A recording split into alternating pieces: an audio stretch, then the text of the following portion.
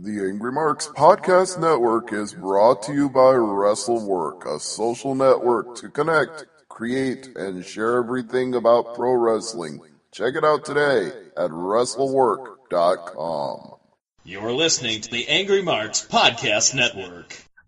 The chocolate Juggalo, Willie Mack. Willie, how are you this evening?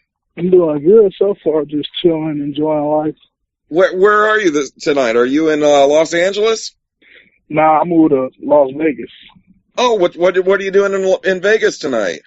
Nothing, just chilling. I know it's a show going on down the street at Texas station called Paragon Pro Wrestling, but I ain't going to that tonight. I came to talk with y'all. Oh, well, we really appreciate that. Now, do you stay out in Vegas a lot? Yeah, I stay there now. I moved here. Oh, very nice, very nice.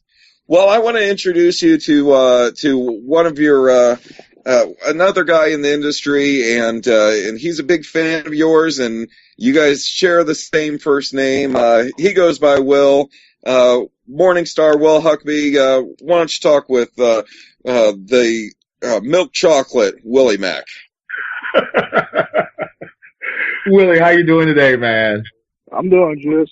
Man, you sound, before I even say anything, you sound kind of sober be sitting there in Vegas, man. How's it living out that way? It's cool. It's just hot as hell in the morning and cold as shit at night, so it's hard to adjust to it being from L.A. and all. Now, are you originally from L.A. or I mean, because I've heard rumors that you're originally from my hometown. Yeah, I was born in St. Louis, Missouri, but then I was brought to South Central L.A. and raised here, so. All right, about to say the St. Louis guys, man, the show me state. Yep. So let's go ahead and get this started. Why don't you go ahead and tell our fans, our listeners and stuff, how you came to be in this crazy, wacky world that we call professional wrestling? Well, growing up, I loved wrestling a lot since I was 4 years old. That was like the first thing I remember turning on the TV and seeing. And I talked about it a lot at school when I got older. And my teacher, he was like, you know what, Willie, you look like you might be good at this stuff. So he gave me this number to a wrestling school. It was Revolution Pro Wrestling. And I was 14 at the time, and I caught the bus down there and trained for one day, had fun, and said, you know what, I'm going to come back when I graduate from high school and get my diploma. Fast forward a little bit, I graduated on a Wednesday, and then the next day was Thursday, which where they had their training session. I bought myself some wrestling shoes and some knee pads, got on the bus again, and had my first session of training. Now, what were some of your early influences? Of course, being from St. Louis, they got wrestling at the Chase, and then, over there on the West Coast is the Pattersons, and they have a big Samoan influence. Who were some of your early idols and stuff that you used to watch when you was a child? Bret Hart, like the typical Bret, Hulk Hogan. I loved to watch a lot of Lucha Libre stuff, so I was watching AAA a lot, and then I got into the Japanese stuff, so I like to mix my things up. So you never really, So you never really watched a lot of NWA growing up, or was it mainly a lot of WWE? I caught it every once in a while, but then like ECW got hot for a second. I was really into that. And the NWA, the old school NWA stuff, I had some of the DVDs. It was called Classic Gold, and I used to watch all them DVDs. So, Wrestling Gold, there it goes. Now, you started off over there, at, what was it, Rampage?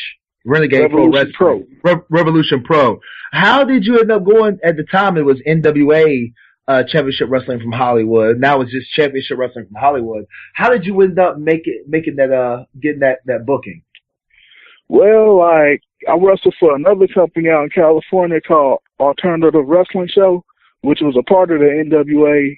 And like Dave Marquez and another guy named C. Edward Vanderpool hit me up about a booking in Vegas in 2007 at the Plaza Hotel and Casino out here in Vegas and said, hey, we're going to put you on tonight against Brent Albright.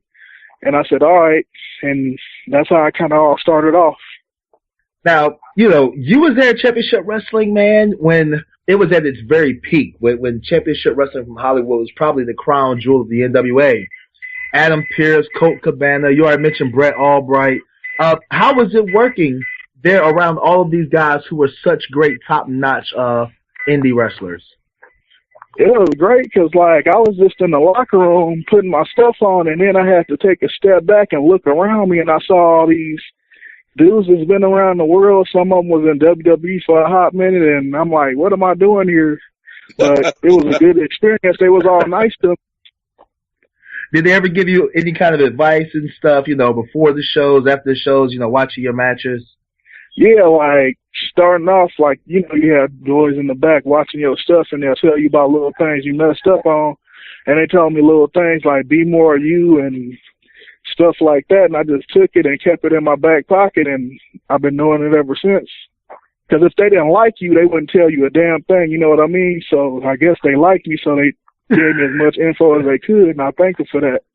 All right, now before I even get to you over there, Pro Wrestling Gorilla, I've got to ask you about the nicknames, man. The Chocolate Juggalo, Chocolate Caliente. What, man? Oh, how'd they come up with it? Well, Exactly. Chocolate Caliente is something from Lucha Vavoom. It's a character I do there, which is going on tomorrow night and Thursday night in downtown Los Angeles at the Mayan Theater. It's their Valentine's Day show, so come check that out.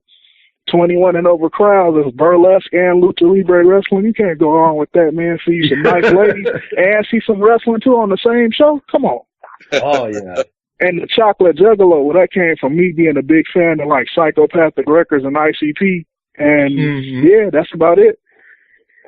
So you're a Juggalo, huh? Hell yeah, since '95. You ever worked at the Gathering? No, but I'm going to try to make my way there this year. Like I did a JCW show when they came to Anaheim, like 2012 sometime, and I wrestled Madman Pondo there, and the crowd liked me automatically, and it was a fun experience.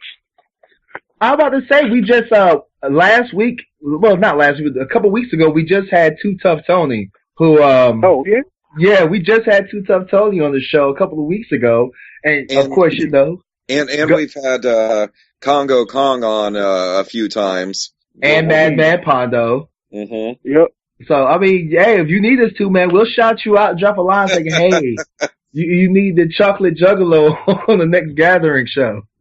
Hell yeah, 'cause shit, I've been down for so long and ain't been to one gathering. I feel disappointed in myself, but now got a little bit of a thing going on. So yeah, have your boy out there. I want to do some camping. I want to party in some Fago. I want to listen to some music, and I want to wrestle and have some fun.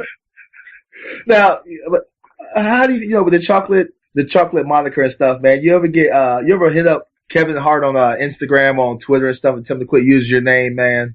No, I didn't even know he was doing that. You ain't know that? Well, he's a much more famous, popular dude, so people might think I'd be jockeying him, but they know where it originally came from. I say he calls himself what do you call himself, a hot chocolate thunder or hot chocolate thunder drop or something like that, man. I think he stole your gimmick, bro. Oh, well, damn, hey, it's flattering. He can go on and run with it. He making millions of dollars, and I'm out here surviving, so shit. All right, well, I'm going to go ahead. This is the Undisputed Wrestling Show on the AngryMarks.com podcast. Right now, we're going to hand it over to who I like to call Das Wonderbeard, Zane Paisley. What you got for him, Zane? Well, once again, Willie, thank you so much for coming on our show. And one of the things I like to do whenever we have guests on is talk to them about their pro wrestling tees shop, because I just think it's so awesome that there is a place for fans like myself to be able to buy shirts and know that the performer is going to be getting a good cut of it. So can you tell all of our listeners how they can buy T-shirts from your pro wrestling tee shop? Oh, hell yeah, it's easy as hell. Just go on www.prowrestlingtees.com/Willie Mack. You see my big old mug up there. And then you could buy my shirts. I got 4 styles up right now. I got the OG Chocolate Thunder shirt. And then I got the Willie Extra Mac shirt. Then I got the Secret World of Willie Mac shirt. And then I got a Chocolate Caliente shirt for your fresh flavor. You could put it up in your closet. You could have me sign it. Anything, any kind of way to support me, to keep me doing what I'm doing. Go there, buy my shirt, and then I'm going to look at my PayPal to see if y'all did it. Hell yeah. Awesome. Well, you'd mentioned Lucha Vavoom, Valentine's Day show. Now we know that we work, that you work with them. We know that you work with Pro Wrestling Guerrilla, who they do awesome shows out there. And also we had, Todd Kennelly on last week, from, Sweet. Championship Wrestling from Hollywood. You know, those are the three main places that you work out in LA. But can you tell us about a new place that you started working there recently? Well, a newest place If you I don't want to talk recently about started. this problem, but there are spoilers out there about something going on. Oh yeah, well, Lucha Underground, I started with them, so y'all better keep your eye on the tube. Look out for Willie Mack doing this thing on national television. That is super exciting for fans like me. I'm out in the Midwest. I'm in Indianapolis, Indiana, so it's hard to find, other than the tapes and the internet, getting stuff from the West Coast. So that's really exciting. How did they approach you? The funny thing about it was I won a tryout like a year ago in San Jose when I was working for Pro Wrestling Revolution. They had a little tryout, and Conan came out and looked at all of us, and I won that. And I was like one of the first few people, me and another dude named Vinny Massaro, he won a tryout, and I won a tryout, so it all just came full circle, especially after the whole WWE thing. Well, now that you brought up the WWE thing, we all know that they had wanted you to be a part of the NXT program or the training center down in Florida. What ended up happening with that? I don't know. You tell me. The next thing I know, I was packed up and ready to go, be at their little physical, and then in October I was supposed to go. 2 weeks before I was supposed to go, they hit me up saying, "Oh, the doctor said you don't like how one of your knees felt and your blood pressure was a little high, and sorry, we can't use you right now." And I'm like, really? Okay, send me the medical stuff that I need to know to see what I need to get fixed or if anything's wrong. And that was, on the 20th, it'll be 4 months since I asked for my paperwork that I need to get fixed or whatever, and they ain't hit me up.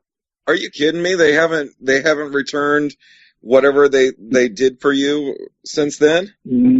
Nope. It's like I've been asking since they said, all right, we can't use you. I'm like, all right, send me the paperwork.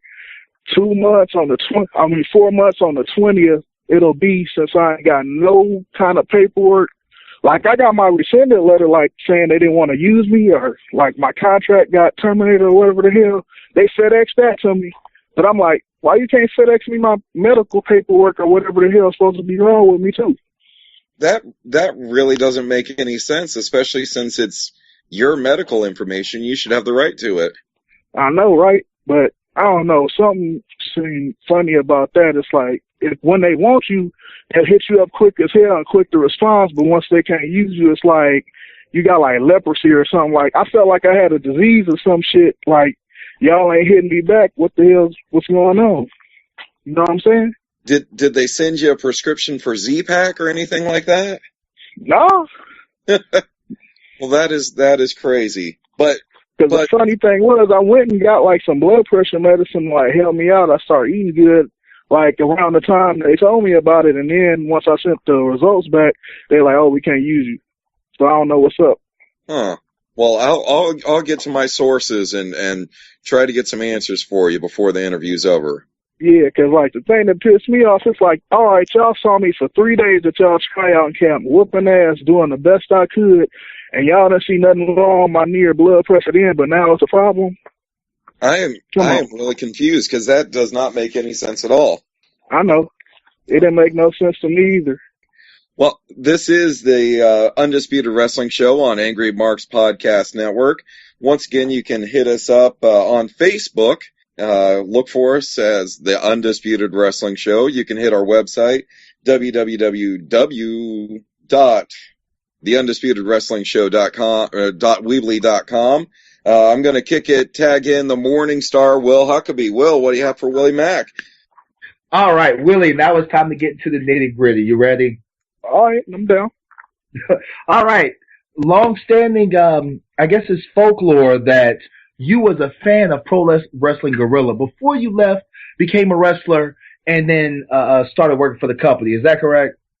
Oh yeah, like when they used to run at the Los Feliz Jewish Community Center back in like 2004. I was always in line watching the shows, and I had fun. I was just a fan, and then I started training, and like I went to shows, helped set up chairs, helped set up the ring a couple of times, and just got lucky one day when I was wrestling at this one company I wrestled for called Mach 1 Wrestling out in Anaheim. It was a part of the NWA group for a minute, and Joey Ryan actually hit me up and said, "You're booked for the next PWG show in December against Peter Avalon," and I was like, sweet, that's awesome, because I thought they never booked me, because when you look at it, they all like standard average size dudes, and since I was a big dude, I didn't think they liked big dudes there, so I guess it changed up.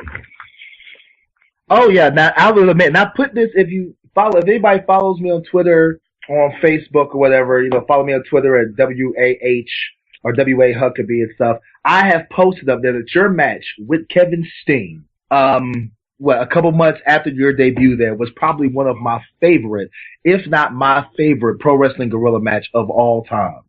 How was it really? working with Kevin Steen?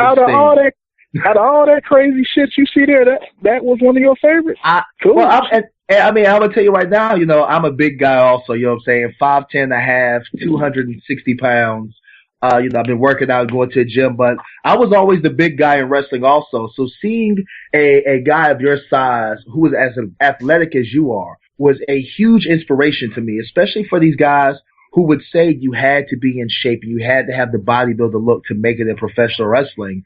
I could always point at guys like you and this guy Shane Marks in Georgia and say, hey, these guys are built like me, and they're just as athletic as these smaller guys. Look at them. How often do you get, somebody walking to you, coming up to you and saying thank you for being the non-typical wrestler? Oh, a lot. It trips me out because I'm just a regular ass dude, and people coming up to me with like their whole families after shows saying thank you for what you did to us tonight. You're really good. And I was like, I'm just doing what I love to do. It's no big thing. So it trips me out being a big dude because I was trained in lucha, and the lucha dudes are a lot smaller than me. So I said, fuck it, I got to keep up with them. So I'm a match stage pace, if not trying to beat them at it. And here we go. Yeah, and see, that's what I'm saying. It's like very rarely do you see somebody of your size that's able to do a standing moonsault. The first time you did that at a wrestling show, what was the first reaction you got as soon as you got to the back? They was like, Willie, that shit was hot fire. That was amazing. I didn't know you could do stuff like that. I was like, I could do a lot more stuff. I just save it for certain shows. All right, so after you had that match with Kevin Steen, they put you at the top. They basically put you with a lot of top guys who a lot of them are now in WWE or in, developmental, such as El Generico, Chris Hero, Roderick Strong. I would consider you still very young in your career then. How influential was that working with guys of that caliber so early on in the business for you? It wasn't no thing for me. Like going in there, you realize I was a fan watching them wrestle, so I knew they shit. But I'm like, it was a great experience because I'm like, these are the dudes that I would watch and pay to watch. But now I'm in the same locker room and in the same ring with them. And like the company, the bookers obviously trusted me enough to know that I can handle my weight in the ring with them. And it was a great experience.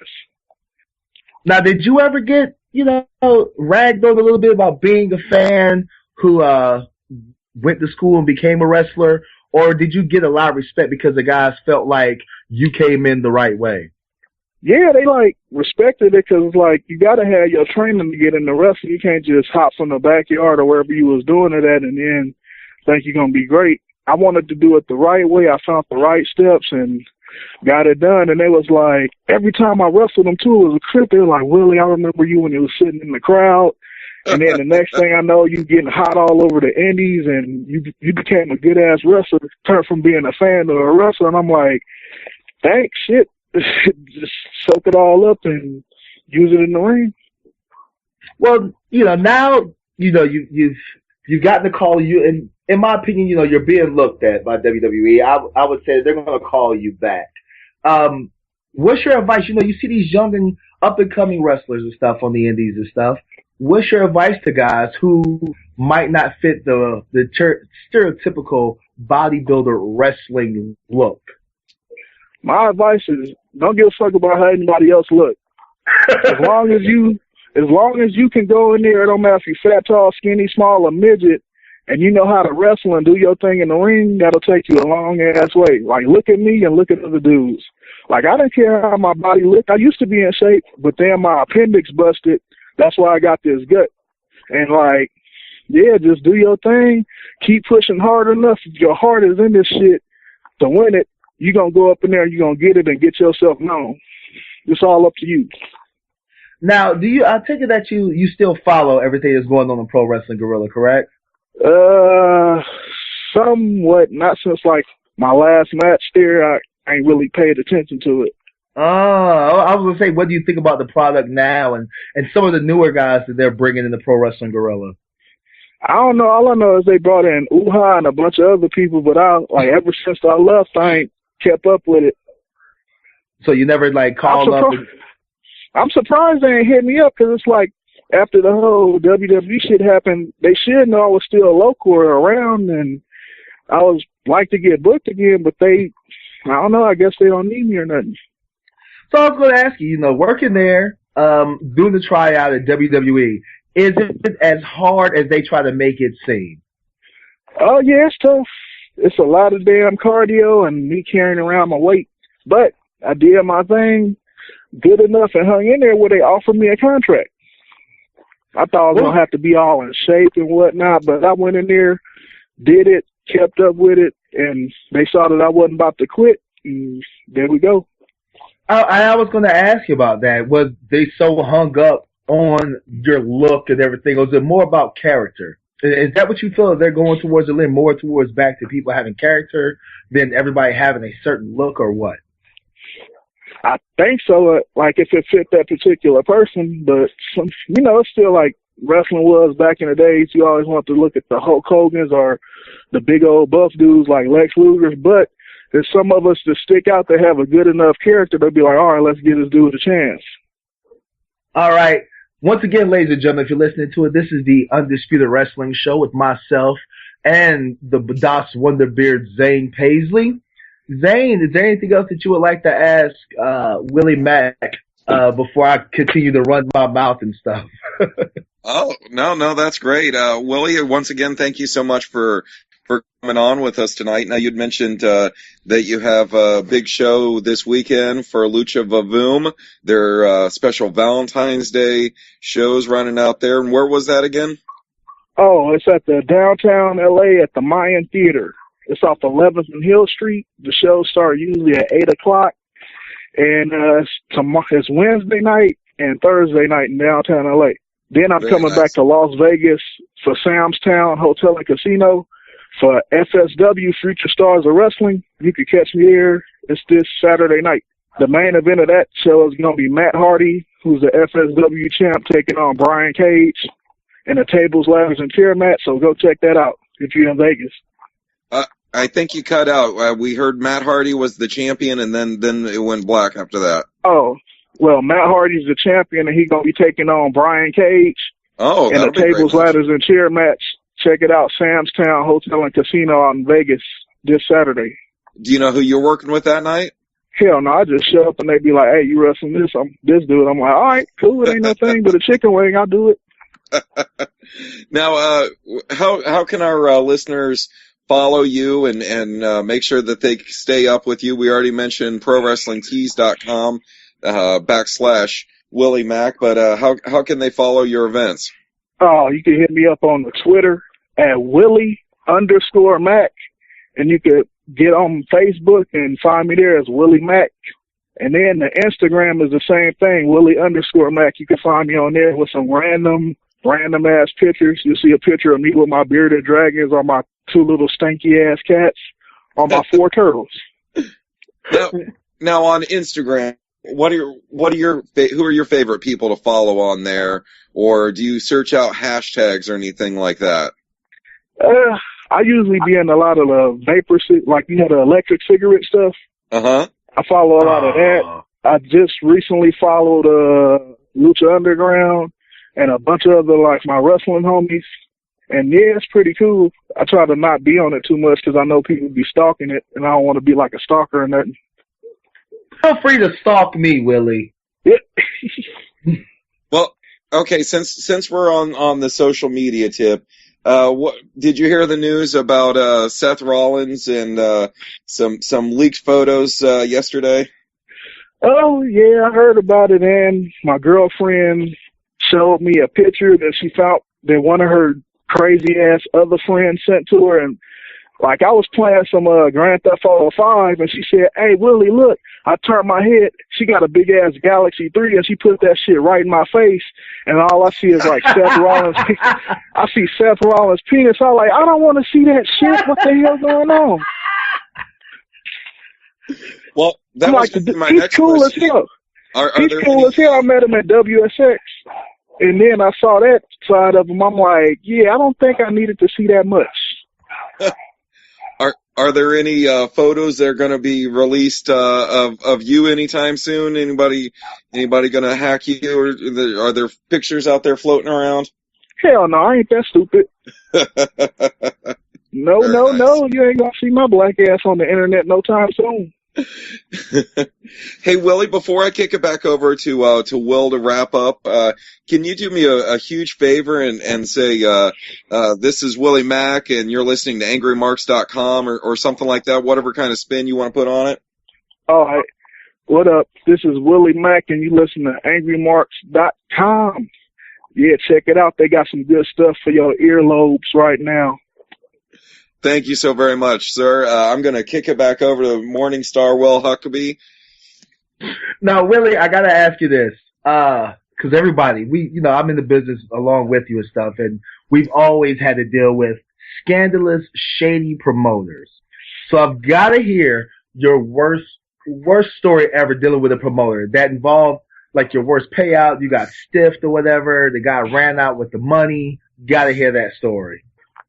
Oh, well, one of them was when I went, my first time going overseas was with WXW. It was a fun company and all, but, like, the way they booked it, I was supposed to be out there for 6 weeks. Like, I did one show in Germany, then I flew over to England and was supposed to have, like, a 6-week tour out there and come back to Germany and do 2 more shows for them back to back. Well, the promoter knew ahead of time that the dude in England's shows was canceled for the first 3 weeks. And still had us come out there and didn't tell us till we got there that the first 3 weeks of the England guys' bookings was canceled. So we stuck out there, like, eating peanut butter and jelly sandwiches and ramen noodles, which I had no problem with, but, like, I like to have a little extra cash, you know what I'm saying? Oh yeah. Jesus, that is hard. Where did y'all stay at for the first 3 weeks then? We stayed in England, because we wrestled for a company called All Star Wrestling out that way, and did a little Birkenhead, like, what's it called? The Butlins camps. They like Disneyland, but for, like, England. We did all those, like, every week. And then, like, I had to wait till the last 3 weeks for stuff to start picking up.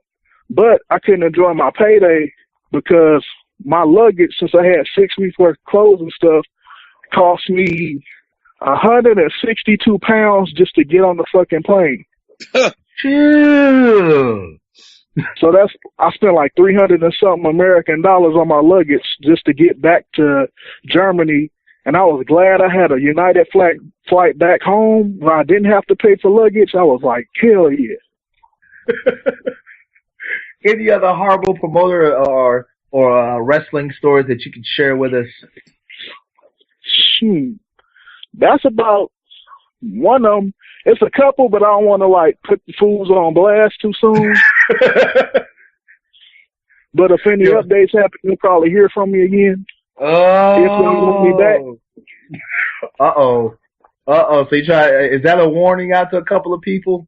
They can take it like it is. I'm straight. Hey, that's why they call me the realest nigga in professional wrestling, because I keeps it real 100. Oh. And I was going to say that, man, because there's not many people that uses the game as their entrance music, man. Oh, hell yeah, the game. I use the game because I like to keep it West Coast, and he got hot fire. But for PWG, I lose Little Flip, game over. I'm about to say, it's not too many guys that you, I mean, and I'm a huge, West Coast kind of guy, you know what I'm saying, like old school, though. I'm like Dub C and DOC and stuff, But I'm about to say, it's not too many guys that use game for their entrance music, and try to keep it PG. Yeah. Shit, my homie Famous B, he uses the game. He uses that one, it's like I'm a movie star. Everybody know me. It's like I'm a movie star. I got big money. Yeah, he be busting out the game, too. Now, is there any, because, you're all over, now you're living in Vegas and stuff, and I take it that you're still working Cali, and you're about to do a lot of work in the Lucha area. Is there any younger up-and-coming talent that our fans and our listeners should start checking out and paying attention to? Yes, a lot. Like my homie Famous B is one of them. He's a dude, he wrestles for Santino Brothers Wrestling Academy. He's, which is Joey Chaos's school. He used to be at XPW for a while. And then, Tyler Bateman is another dude people need to look out for. He's like a strong style wrestler, kind of looks a little bit like Chris Hero, but he can go. And he's just not coming up and getting his wave in the wrestling. So y'all should look out for them. Another one is my homie Ray Rosas. He's a pretty good dude. He was in PWG for a little bit with Pretty Peter Avalon. And who else? And Che Cabrera. He's another good dude that's coming up now. All right, is there anybody that we should avoid looking at? This is your chance to bury somebody. Go ahead. Anybody else will avoid looking at? Sure, that'll take too much time. I'm about to say, we let you put a couple of guys over, man. If you wanted to bury somebody, whatever. I'll give you the same equal opportunity to bury somebody if you wanted to. Nah, it's all right now. Well, Willie Mack, thank you once again for being on the show. We appreciate it so much. To all of our fans and stuff. Once again, you can find Willie Mack on Twitter, on Instagram. Once again, Willie, if you don't mind giving our fans and listeners and stuff your social media information once again. Yes, Willie_Mack on Twitter, and then Willie Mack on Facebook. And the Instagram is Willie_Mack, and I shouldn't be too hard to find. Just look for a big old black dude wearing purple and gold trunks. Thrust to my pelvis at your face like this. Hey, well, you can't see me. Willie, I wanted to ask you one quick question before you go. Can you tell our fans, our listeners that are soon to be your big fans, if they haven't seen you before, can you tell them about your move they're called the MDX? Oh, the MDX was a little joke that I made up, but it's basically for PG shows. Like what it was supposed to be called was the Mac Daddy Express. But one day I just had fun and said, change it into My Dick Explodes. Yeah, it's just like a basic, I do a running clothesline into the corner like the Miz. They drop down to their butt, and I do a slingshot drop kick to them in the corner when they fall down. Yeah, it's really impressive. It's really cool. Our listeners should go to YouTube and type you in, and there's a fan had put together like the 50 best moves of Willie Mack, and like all of them are amazing. So, and if our listeners haven't seen you perform in the ring, they're going to love you after hearing this show, but they're going to love you even more by checking your in-ring workout, because, as you and Will had talked about earlier, you're a big guy, but you do such athletic moves. It's so impressive.